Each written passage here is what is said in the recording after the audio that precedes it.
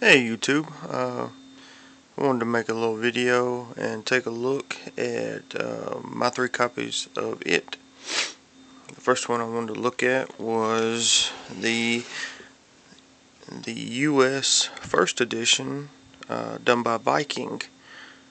It was published in 1986, and this one was the very first one to come out worldwide. I believe it was first introduced in America and Canada, and then shortly after that, the British first edition came out.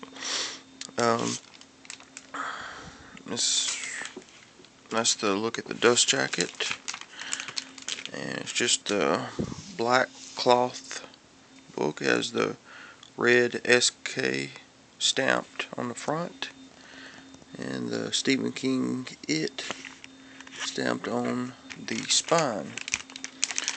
The I think I really like this design for the front of it. The illustrator for this dust jacket was Bob Giosi. I think that's how you pronounce his name. Is Bob Giosi.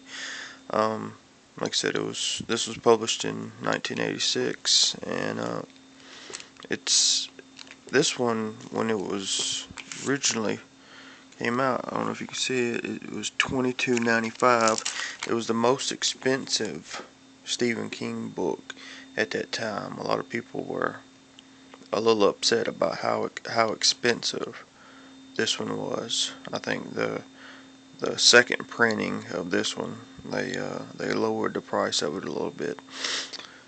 Or the paperback version. I've always heard that the paperback version of it that came out a year later, it done really well because didn't nobody want to pay that $22.95 price tag for it. The next one I want to look at is the UK first edition done by Hodder&Stoughton, and that is the front cover of it. This one is a good bit lighter, and like as you can see, it's about the same height as the US first edition, but from spine to the to the tips, from spine to the other side of it, it's about a half an inch shorter than the Viking US first edition. But this one, I like this illustration too. It was done by Gerald Grace. That's who did the dust jacket artwork for this one. Hodder&Stoughton. Open it up, take a look at it. It's just black. It don't have the SK stamping on it. And the Stephen King and It is done in a gold stamping instead of the red. The type in this one is a little bit smaller, which I think it lets this be smaller. If I had to guess, the typeset in the US first edition would probably be about a 12, and this one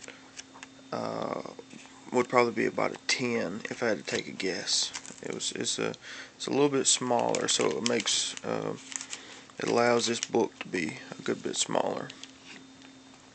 Just like the US first edition has a picture of Stephen. He's playing the guitar on the back of it, and that is the Hodder&Stoughton.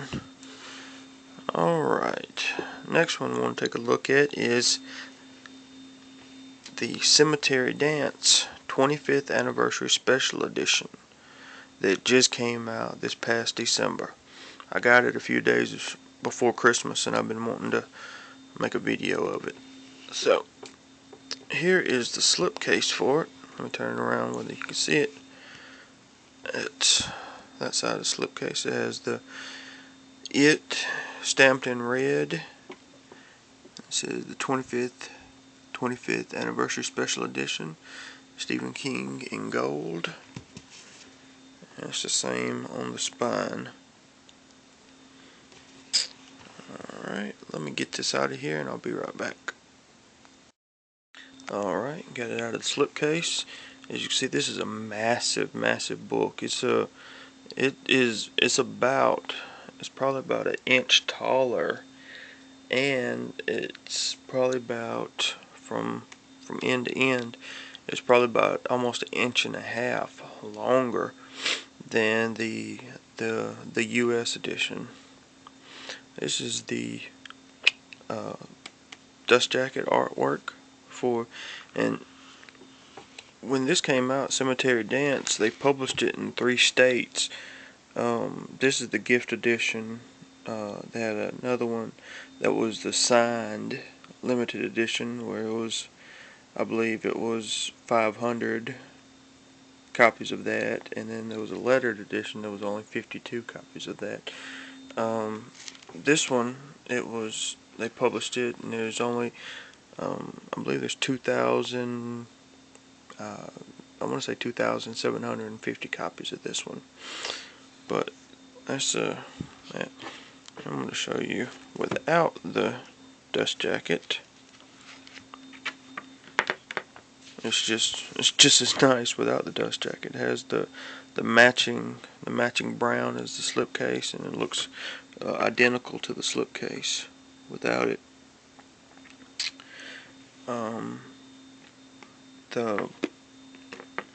The artist for this, I can't remember the artist right off the top of my head, but let's see if we can get to it.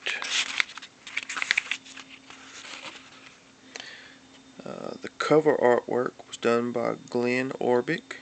The color interior artwork was done by Alan M. Clark, and the black and white interior artwork was done by Aaron Wells. And I believe in all there's about 22 pieces of art in this book, and I want to say that there are 6 or 7 of them in color. I have some pages marked right here. I wanted to show you. This is one of the black and white artwork, and I'm not going to describe any of the pictures just in case nobody's read the book, but if you've read that book or seen the movie, you can guess what that scene is from. Alright, this next, give me a second, sorry, trying to do this one-handed. Alright, that's an example of some color artwork. I believe that's Ben talking to his father. And I got another one marked.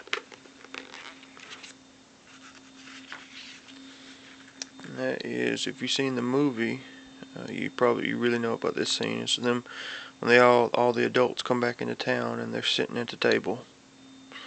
That's that scene. And this book's got a lot of artwork, and it's really beautifully done. It's got red at the edges of the paper. It's got the red, and then if you remember, if you read it, when it kind of goes back and talks about the history of the town, which is kind of like a report done by Mike Hanlon in the book. They call it the interludes, the dairy interludes. They're done in black. So this is a real big, massive book.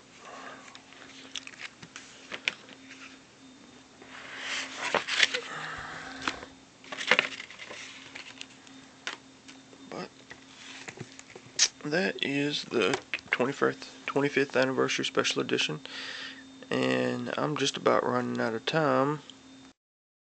But I wanted to reset and get this shot in there for y'all, showing all 3 books. But ever since I pre-ordered the 25th anniversary special edition back in May of 2011, I've been thinking about, once it came in, I could do a nice little it video. So I've been meaning to do this video for a long time, and I hope everybody enjoyed it. Please comment, let me know what you think. Alright, y'all have a good one.